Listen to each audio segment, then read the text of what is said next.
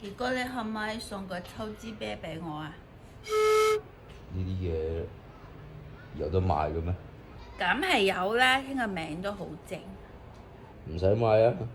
你唔好沖涼一個禮拜，噏佢就會有你想要嘅味道㗎啦。一個星期唔沖涼，點會係抽脂啤嘅味道呢？咁你話俾我聽，抽脂啤係一個咩嘢味道？聽個名就知啦。經過炎熱嘅夏日，到個乾爽嘅秋天，伴隨住微風，將夏日花喺最尾一片葉吹落嚟，迎面而嚟嘅就係鹹香嘅味道。我唔明你講咩？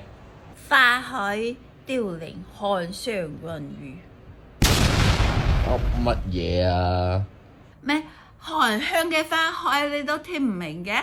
所以呢個鹹香嘅嘟嘟就係咩嚟嘅咧？咩就係呢個咯。啊！抽脂啤。古詞出嘅。真係叫做抽脂啤。